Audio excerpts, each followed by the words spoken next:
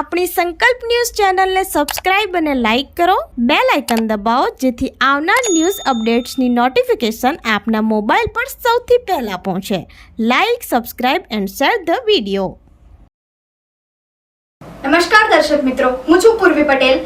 સંકલ્પ ન્યૂઝમાં આપનું સ્વાગત છે. સમાચારની શરૂઆત કરતા પહેલા એક નજર આજના મુખ્ય સમાચાર પર.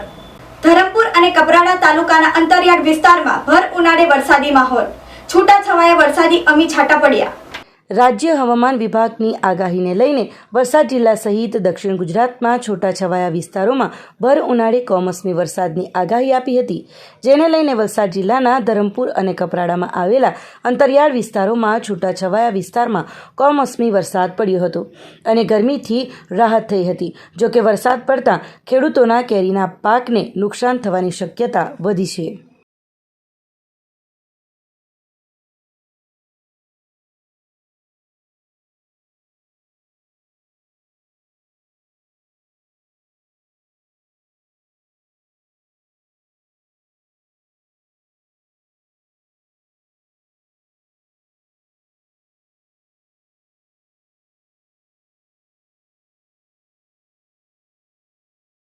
ગીર સોમનાથના ઉના વિધાનસભા મત વિસ્તારમાં એક એવું બૂથ છે જ્યાં દરેક ચૂંટણીમાં 100% મતદાન થાય છે.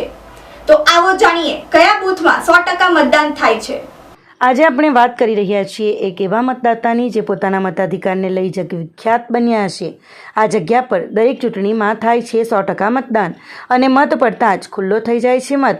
શા માટે રાજ્યના નેતાઓની રહે છે એક મત ઉપર નજર? આવો જાણીએ. ભારતમાં લોકશાહી પ્રણાલી છે અને દરેક લોકોને પોતાના ઈચ્છિત ઉમેદવારને મત આપવાનો અબાધિત અધિકાર પ્રાપ્ત થયો છે. લોકશાહીમાં મતદાનને ગુપ્તદાન ગણવામાં આવે છે. 5 વર્ષે આવતું મહાપર્વ એટલે ચૂંટણી. મતદાનના દિવસને લોકોત્સવ પણ અહીં કહેવામાં આવે છે. જે લોકો પોતાના મતાધિકારનો ઉપયોગ નથી કરતા તેના માટે આ બૂથ કે જેમાં માત્ર એક જ મતદાર છે તે શીખ સમાન છે. આ દ્રશ્યો છે ગીર સોમનાથ જિલ્લાના ગીર જંગલ મધ્યે આવેલા ગીર નેશનલ પાર્કના. જામવાડા ગીરથી 25 કિલોમીટર દૂર ઘનઘોર જંગલમાં આવેલા બાણેજ ગીરના કે જેને બાણગંગા તીર્થધામ તરીકે પણ ઓળખવામાં આવે છે. અહીંના મહંત હરિદાસ બાપુ એકમાત્ર મતદાનને લઈને જગવિખ્યાત બન્યા છે. જી હા, આ છે બાણેજ ગીરના મહંત હરિદાસ બાપુ, જે અહીંના નાગરિક છે. તેઓની પહેલાં તેઓના ગુરુભાઈ ભરતદાસ બાપુ અહીંના નાગરિક હતા. તેઓના સ્વધામ ગમન બાદ હરિદાસ બાપુ ભરત ગણેશ બાપુના સીધા વારસદારને લઈને બાણેજ બૂથના એકમાત્ર મતદાતા બન્યા છે. દર વર્ષે ચૂંટણી પંચ હરિદાસ બાપુના મત માટે 8 નોડલ ઓફિસર અને સુરક્ષા કર્મીઓથી સજ્જ મતદાન મથક ઊભું કરે છે, જે લોકશાહી પર્વમાં એક મતની શું કિંમત છે તે દર્શાવે છે. સમગ્ર ભારતમાં એક મત બૂથ 2002થી બાણેજ બૂથ બન્યું છે, જેના એકમાત્ર મતદાતા ભરતદાસ બાપુ હતા.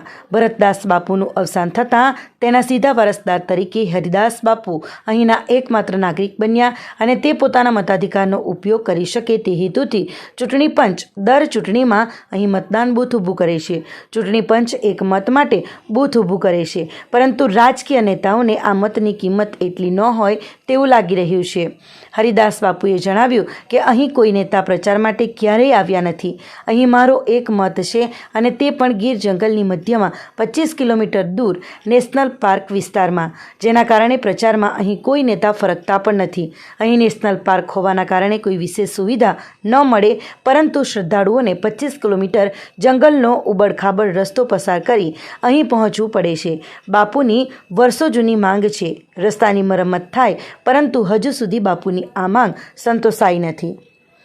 અમે આપને જણાવી દઈએ કે ગીરના બાણેજ પહોંચવા માટે જંગલનો 25 કિલોમીટરનો ઉબડખાબડ રસ્તો પસાર કરવો પડે છે. અહીં સિંહ, દીપડા સહિતના હિંસક પ્રાણીઓ સાથે પણ રૂબરૂ થવું પડે છે. ચૂંટણી પંચ એક મત માટે આખું પોલિંગ બૂથ ઊભું કરે છે. નવાઈની વાત એ છે કે દર ચૂંટણીમાં અહીં 100% મતદાન નોંધાય છે. ચૂંટણી પંચ કહે છે કે દરેક મતદાતાનો મત ગુપ્ત રહે છે, પરંતુ બાણેજ બૂથ ચૂંટણી પંચના દાવાને ખોટો સાબિત કરે છે.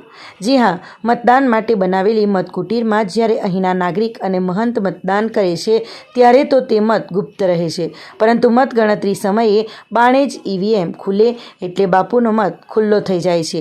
એક આખા ઈવીએમમાં એક જ મત હોવાના કારણે આ મત ખુલ્લો પડી જાય છે, જેના કારણે આ મત ઉપર સમગ્ર દેશ અને રાજ્યના લોકો તથા મીડિયાની નજર રહે છે કે જગવિખ્યાત બનેલા બાપુનો મત કોને મળ્યો.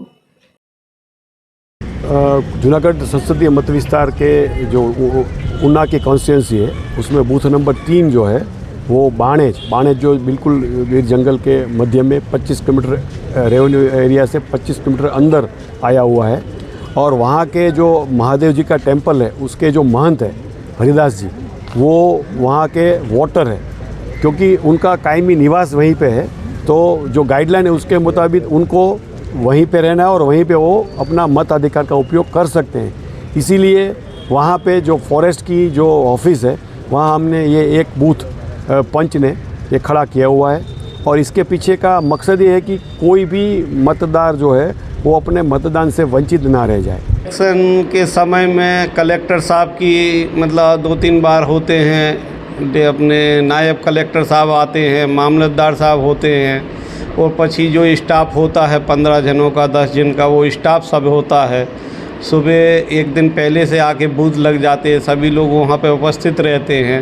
लोकतंत्र इतना एक मत के लिए इतना वो करते हैं.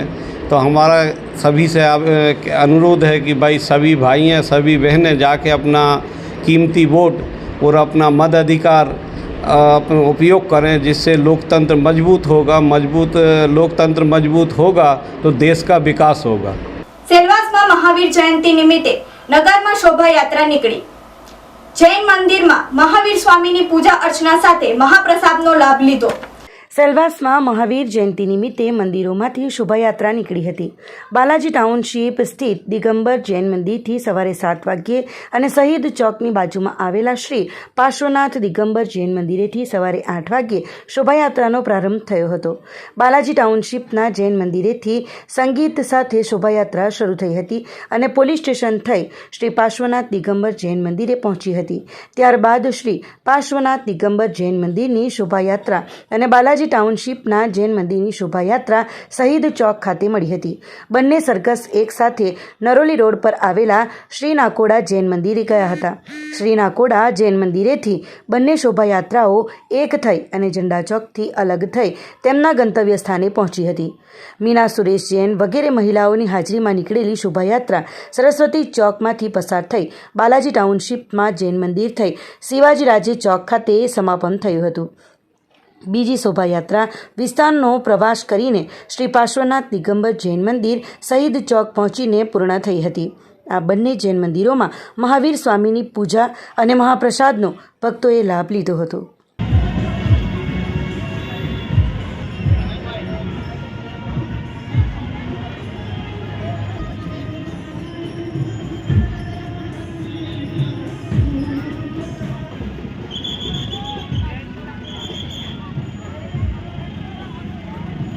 महावीर स्वामी की जय, भगवान महावीर स्वामी की जय, वंदे वंदे वीरम.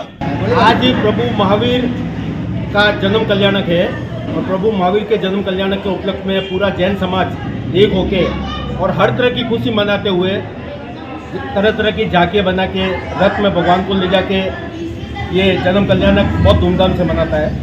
शोभा यात्रा सुबह 6:30 बजे बसेरा जैन मंदिर से शुरू हुई, जो यहाँ पे आई. यहाँ पे नौकाट नाश्ते का प्रोग्राम करके उसके बाद में रथ यात्रा यहाँ से रवाना होती है, जो टोकरखाड़ा, गोगबार, इलामी नाका, झंडा चौक होते हुए एवरेस्ट गार्डन और एवरेस्ट गार्डन से जैन मंदिर तक पूरी शोभा यात्रा पहुँची.